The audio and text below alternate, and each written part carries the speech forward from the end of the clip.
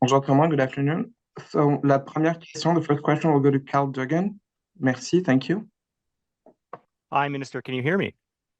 I can, thank you. Yes, I can. Thank you for taking our questions. Some members of the armed forces now think that their paychecks are going to go up by 20% overall, and they're worried that the government may renege on the pay raise. So I just wonder, what do you have to say to them? Well, thank you for the question. Listen, we were very clear in our election platform that we would be addressing the question of compensation for members of the Canadian Armed Forces, and we're moving forward in that regard. We're looking now at a full examination, top to bottom, of a compensation package for members of the Canadian Armed Forces. I've asked the Deputy Minister, the Department, and the Chief of Defence Staff to address this systematically. And we will be doing so and having more to say about it in due course. It's really a question now of finding the best way to proceed. Now, keeping in mind, of course, that this is going to be about salaries and compensation, but it'll also be about other benefits. For example, different incentives to keep folks longer in the forces, to enable the recruitment of highly needed technical experts like mechanics or technologists that are hard to recruit. So this overall package is moving forward. It's being designed, and we'll have more to say about it in due course. Right. And then on the SAFE or the rearm programs, will Canada be able to apply for loans through these programs for defense needs? How can we leverage them, and do we need to? We do need to, and we're very proud this Monday to have been in Brussels to meet with the leadership of the European Union and to have Canada join in an important moment where Europe will be expending some $1.2 trillion over the next 10 years, roughly. An $800 billion new contribution for defense spending, 150 billion of which Canada will be able to participate in partnership with other European Union states. So we're moving to phase 2 of this agreement, which is to ratify more bilateral arrangements. And Canada will be able to join, usually in conjunction with 2 other states, which is also going to make it more interesting because we'll be able to, for example, if we're procuring equipment for Canada, we'll be able to join with other states and use economies of scale to make sure that we pass on the savings for anything we purchase to the Canadian taxpayer. Thank you. Thank you, merci. Next question will be to Justin Lang. Please unmute yourself. Hey, good morning, Minister. Thanks for doing this. Good morning. You've seen, and well, at the very least, you've heard many nations talk about the utility of partnering with Ukraine in terms of research and development on new military kit, drones, electronic warfare, and the like. But you've not seen many nations actually figure out what sort of co-production looks like. The UK has just announced a co-production agreement with Kyiv. I'm wondering, is Ottawa attempting any similar deal? And can you tell me on the progress of what that deal looks like? Thank you for the question. It is something under active consideration at the Department of National Defence and the Canadian Armed Forces. We can point to a couple of recent successes and practical models. For example, Renault in France has just joined up with Ukrainian manufacturers to build plants, I believe, in both locations, France and Ukraine, for the production of drones. The Ukrainians have made huge strides and advances in drone technology, something that we're actively looking at. That's one serious opportunity that we'll look to as a model. The other is what's called the Danish model so far, which is a kind of a flow-through agreement where the Danish government is offering its financial mechanism to allow for a country like Canada, for example, to assist Ukraine, because the Danish mechanism procures directly from Ukrainian companies, which gives them a lift as well. So it's a little bit of both. It's both providing the defense equipment that Ukraine needs to fight off the Russian invasion, the continuing invasion, and it's also something that helps with the local industrial benefits in a Ukrainian context. But we'll be looking at both of those models very carefully, and we'll have more to say about that in due course. Thanks. Just as a follow-up, what is the hindrance there? Because when we first started purchasing some of this equipment through Denmark, it was phrased as a temporary deal until we could figure out how to sort of untangle our own processes and make that work. Why are we still kind of relying on that? And at the back end of this, is there any benefit down the line for our own defense industry in sort of accessing the expertise and the production facilities in Ukraine at a point in time when the war will finally be over? Well, there may very well be some interesting industrial benefits which would directly accrue to Canadian companies. It's exactly what we're looking at to see what the best mechanism is. The Copenhagen or the Danish model exists, it's continuing to exist. It's not the only one we would look to. It's one that has met with some success with other NATO countries, but we're looking here at direct benefits for Canadian companies. That's one of the reasons why I met with about 10 industrial leaders in The Hague on the first morning to talk about a defense industrial strategy going forward that's very specific and very practical, very deal-oriented to be able to contribute to the Canadian defense industrial cluster. We have incredible companies doing incredible work. So as we finalize the defense industrial strategy, there will be more fine-tuning, and there is, I think, ample opportunity for us to drive those benefits in a Canadian context to get jobs in Canada and, of course, revenues and grow our economy. Thank you very much. The next question is to Murray Brewster from CBC. Good morning, Minister. Can you hear me? I can, Murray. Good morning. I wanted to ask you a couple of questions about capabilities. I'm looking to find out how close we are or whether we have signed a deal with the United States as it relates to the purchase of HIMARS for the Canadian Army. I'm not in a position to comment directly about that specific contract, that procurement opportunity. I can bounce back to you and get more information. I think there's more to follow in terms of those negotiations. So I wish I could give you more clarity or line of sight on that, Murray. I just can't at this time. The other question I have relates to the F-35 review. You've said that it will be later in the summer. The Prime Minister has said it will be later in the summer before there is some kind of consideration.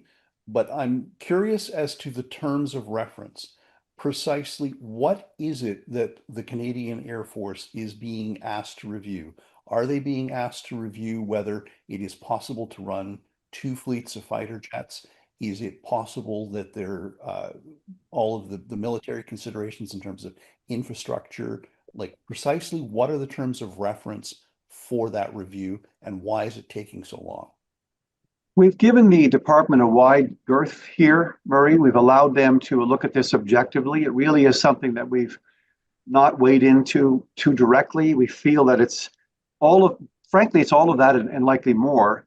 I would think, but I can't prejudge the outcome of how far they're going to cast their net. We're waiting to see what they deliver by the end of the summer, as the Prime Minister said. And we're looking forward to it anxiously to see where they come down in terms of what's transpired over the last several years. And it's also important to take a snapshot in time. We want to accommodate 2 principal objectives here. One is to make sure that the women and men of the Royal Canadian Air Force get the fighter jet capabilities that they require and they need. At the same time, we want to make sure that we're getting appropriate value for money for Canadians. So we'll be reading the review with those 2 principles primarily in mind, Murray. And we are, at that point, going to be in the position, I hope, to take a decision. But as the Prime Minister also said yesterday, we're going to take the time we need to make sure we get this right. Just to clarify, though, you did not give terms of reference to the Air Force. You just said, take a look at it. We asked the department and the Canadian Armed Forces as a whole to examine the status of the procurement. We've asked them to take a look at the terms that were already in place. I can't say much more than that. Obviously, a number of the elements that would be examined would remain secret. This is a very large procurement. There's a lot of financial questions on the line. So it's pretty much as far as I can go. There were terms of reference. They're broad. And right now we'll have a lot more to say about it when the review is made public. Merci beaucoup, Monsieur le ministre. La prochaine question sera Valérie Gamache de Radio-Canada. Bonjour, Monsieur le ministre. Merci de prendre nos questions. Durant ces 3 jours là, à La Haye et à Bruxelles, j'imagine que de votre côté, vous avez eu des rencontres dans le but de signer justement cette deuxième entente qui va amener là, les industries canadiennes à pouvoir vraiment faire des affaires en Europe.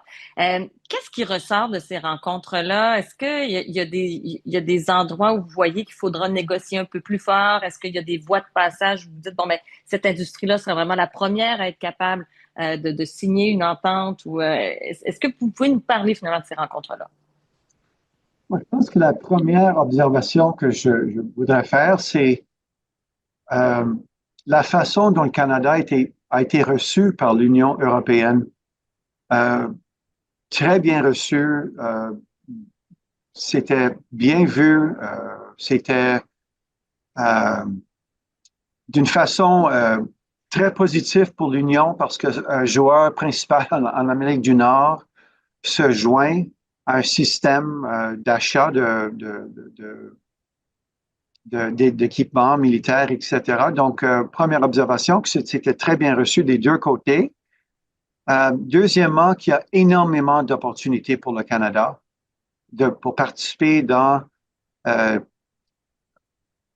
l'expansion du système militaire, des achats militaires partout en Europe.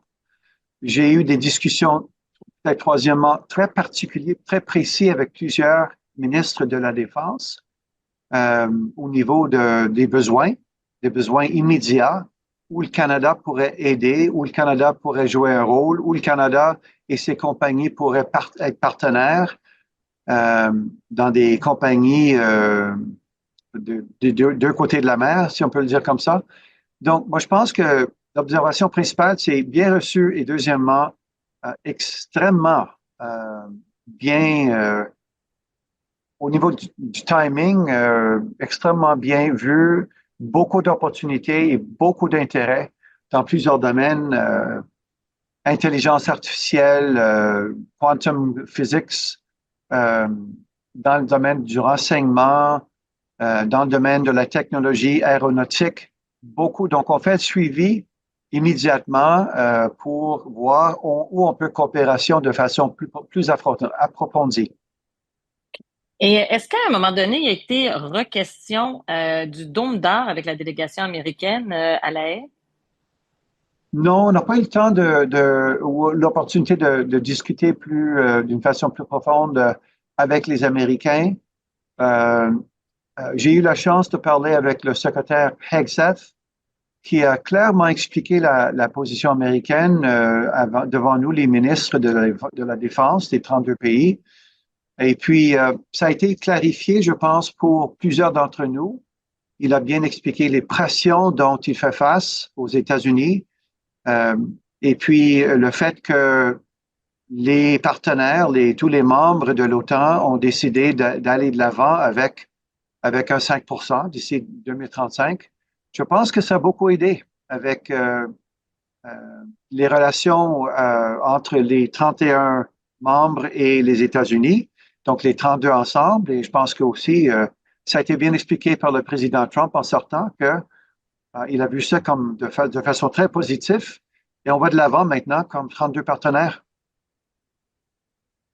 Thank you very much, Minister. As there are no other raised hands, we have one last question. Does anybody have one last question to ask?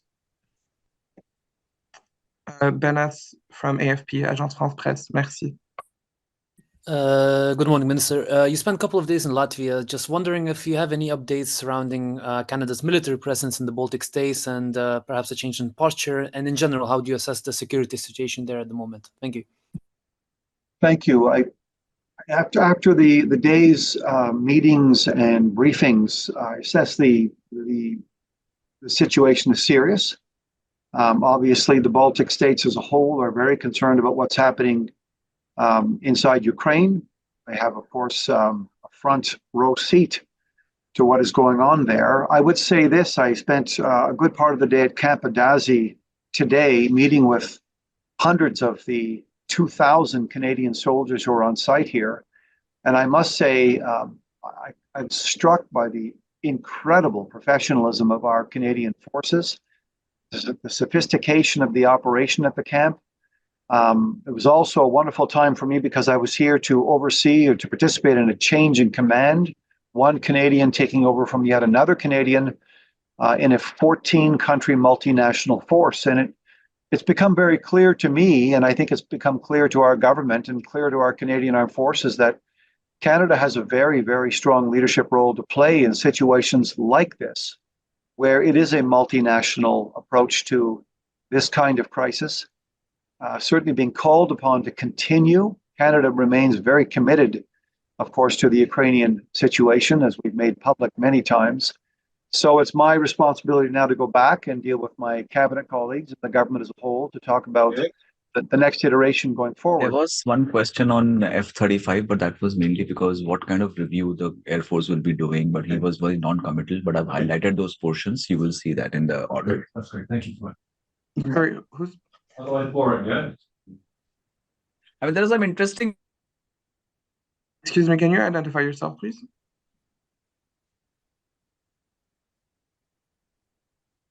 Okay. So this concludes the press conference. Thank you, Minister. Merci tout le monde pour votre temps. Cela conclut notre conférence de presse. Bonne journée.